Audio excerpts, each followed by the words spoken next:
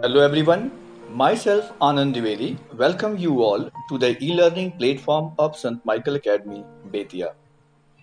Dear students, today we are going to study the geography of class 10, chapter 6, Manufacturing Industries.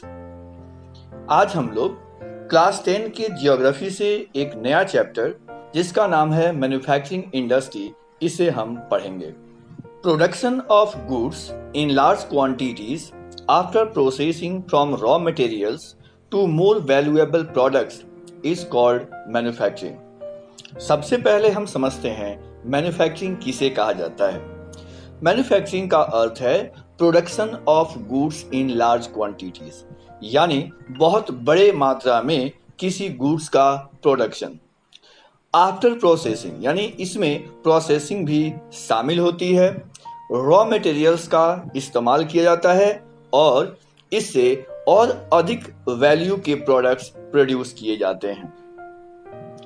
Do you know that paper is manufactured from wood, sugar from sugarcane, iron and steel from iron ore and aluminium from bauxite. क्या आपको पता है paper would say बनाया जाता है यानी लकड़ी से बनाया जाता है, सुगर केन से प्राप्त होता है, आयरन और स्टील आयरन की ओर से प्राप्त किए जाते हैं तथा एल्यूमिनियम बॉक्साइट से प्राप्त किया जाता है. Do you also know that some types of clothes are manufactured from yarn which itself is an industrial product. क्या आप ये जानते हैं कि कुछ क्लॉथ्स हैं जो धागे से बनाए जाते हैं और यह खुद एक इंडस्ट्रियल प्रोडक्ट है, यानी यार्न जो है वो एक इंडस्ट्रियल प्रोडक्ट है. People employed in secondary activities manufacture the primary materials into finished goods.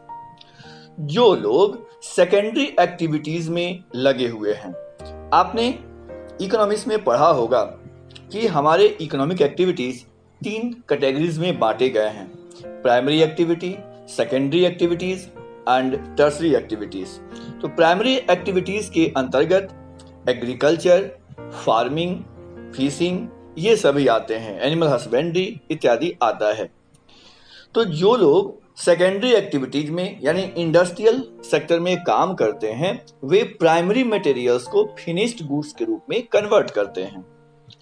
The workers employed in steel factories, car, breweries, textile industries, bakeries etcetera.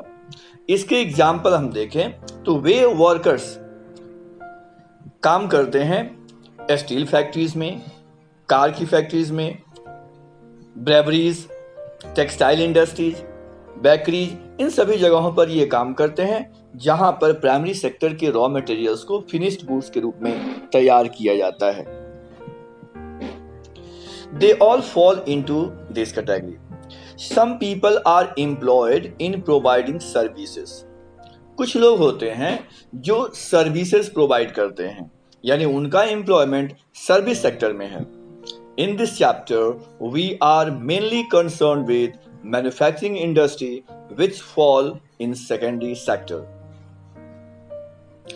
इस चैप्टर में हम लोग मुख्य रूप से मैन्युफैक्चरिंग इंडस्ट्रीज को पढ़ेंगे जो सेकेंडरी सेक्टर में आता है. The economic strength of a country is measured by the development of manufacturing industries.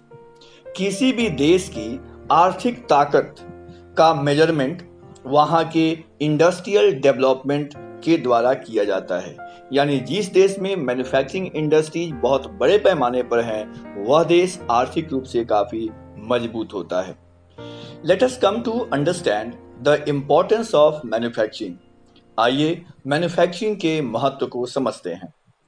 Manufacturing sector is considered the backbone of development in general and economic development in particular, mainly because manufacturing जो sector ये काफी महत्वपूर्ण माना जाता है. इसे हम development का बैकबोन के रूप में जानते हैं. जनरली यह किसी भी देश के लिए एक बैकबोन की तरह काम करता है और इससे इकोनॉमिक डेवलपमेंट होता है। कैसे होता है ये, इसको हम वन बाय वन समझते हैं। Manufacturing industries not only help in modernizing agriculture, which forms the backbone of our economy, they also reduce the heavy dependence of people on agricultural income by providing them jobs in secondary and tertiary sector. Manufacturing industry ये agriculture को modernise करता है, यानी traditional agriculture में हमारे पास उतने machines, उतने tools नहीं थे जितना कि आज मौजूद है। तरह तरह के टूल्स का इस्तेमाल, विभिन्न प्रकार के केमिकल फर्टिलाइजर्स, इंसेक्टिसाइड, पेस्टिसाइड्स, इन सभी का इस्तेमाल करके एग्रीकल्चर प्रोडक्ट्स को हमने काफ़ी अधिक बढ़ा दिया है और ये मुख्य रूप से मैन्युफैक्चरिंग इंडस्ट्री की ही देन है। तो एक तरह से एग्रीकल्चर को मैन्युफैक्चरिंग इंडस्ट्रीज मॉडर्नाइज करता है। वहीं दूसरी तरफ यह एग्रीकल्चर पर लोगों की जो हेवी डिपेंडेंसी है उसको भी कम करता है। कैसे कम करता है?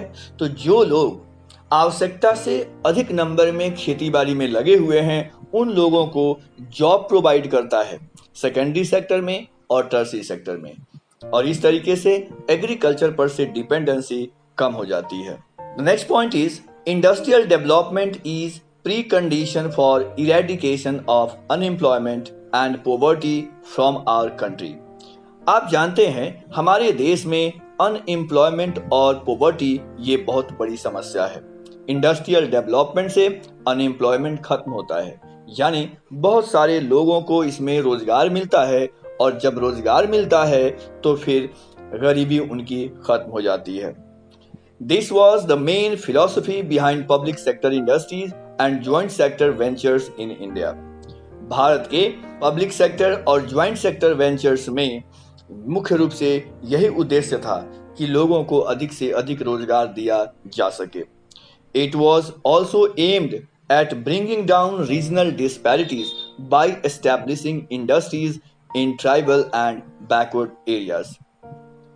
हमारे देश में बहुत सारे क्षेत्र हैं जो बैकवर्ड हैं, यानी पिछड़े हुए हैं। बहुत सारे क्षेत्र हैं जैसे ट्राइबल एरिया है, वो आर्थिक दृष्टिकोण से काफ़ी पिछड़ा हुआ है क्योंकि वहाँ पर लोगों के आजीविका के संसाधन बहुत कम उपलब्ध हैं।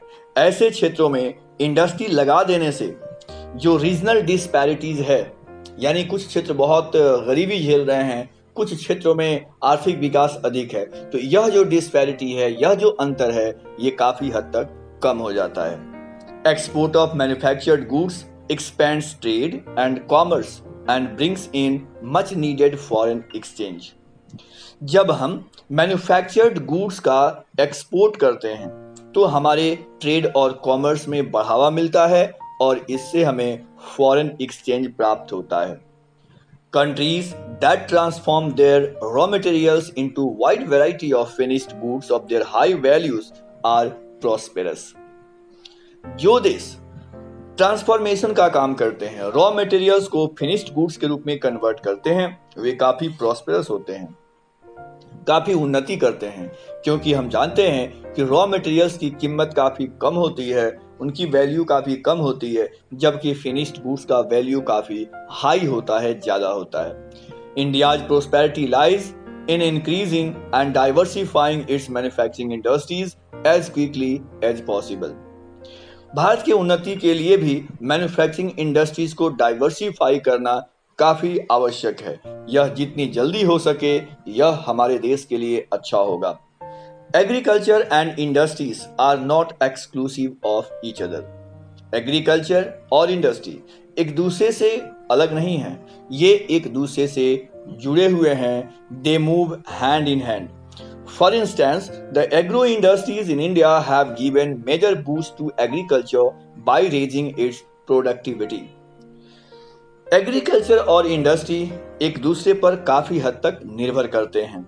जैसा कि आप जानते हैं भारत में एग्रो इंडस्ट्रीज हैं जिन्होंने एग्रीकल्चर को काफी अधिक बूस्ट किया है। एग्रीकल्चर के लिए बहुत सारे टूल्स, फर्टिलाइजर्स, इंसेक्टिसाइड, पेस्टिसाइड्स, ये सभी मैन्युफैक्चरिंग इंडस्ट्री से प्राप्त होता है, जिससे हमारा एग्रीकल्चर काफ़ी मॉडर्न हो रहा है। They depend on the latter for raw materials and sell their products such as irrigation pumps. Agriculture depend करता है इंडस्ट्री पर, वाटर पंप के लिए, फर्टिलाइजर्स के लिए, इंसेक्टिसाइड्स के लिए, pesticides, plastic, PVC pipe, machines, tools, इन सभी के लिए एग्रीकल्चर डिपेंड करता है इंडस्ट्री पर। Thus, development and competitiveness of manufacturing industry has not only assisted agriculture in increasing their production but also made the production process very efficient. तो इस तरीके से इंडस्ट्रीज ने न केवल एग्रीकल्चर को मॉडर्नाइज किया है, बल्कि इसने एग्रीकल्चर प्रोडक्शन को काफ़ी हद तक इफिशिएंट बना दिया है, दक्ष बना दिया है। आज हमारी एग्रीकल्चर प्रोडक्टिविटी काफ़ी अधिक बढ़ गई है। In the present day world of globalization, our industry needs to be more efficient and competitive. आज के डेट में ग्लोबलाइजेशन का दौर है और आज आवश्यकता है कि हम अपने इंडस्ट्री को और अधिक इफिशिएंट बनाएं। Self sufficiency alone is not enough. केवल हम आत्मनिर्भर हों इतना ही पर्याप्त नहीं है। Our manufactured goods must be at par in quality with those in the international market. हमारे मैन्युफैक्चर्ड गुड्स अच्छे क्वालिटी के होने चाहिए और ये इंटरनेशनल मार्केट के कंपटीशन को compete करने की क्षमता वाले होने चाहिए। Only then we will be able to compete in international market. और तभी हम लोग अंतर्राष्ट्रीय बाजार में compete कर पाएंगे। तो हमने समझा कि कैसे मैन्युफैक्चरिंग इंडस्ट्री हमारे लिए महत्वपूर्ण है। हमने इसके इम्पोर्टेंस को देखा और लास्ट में हमने ये समझा कि कैसे एग्रीकल्चर और इंडस्ट्री एक दूसरे पर निर्भर करते हैं। हमने देखा इंडस्ट्रीज डिपेंड करते हैं एग्रीकल्चर पर रॉ मटेरियल्स के लिए, वहीं एग्रीकल्चर डिपेंड करता है इंडस्ट्रीज पर मशीनरीज के लिए, टूल्स के लिए, फर्टिलाइजर्स, इंसेक्टिसाइड्स, पेस्टिसाइड्स, इन सभी चीज़ों के लिए। तो इस वीडियो में बस इतना ही। अगले वीडियो में हम लोग पढ़ेंगे contribution of industry to national economy. Thank you very much.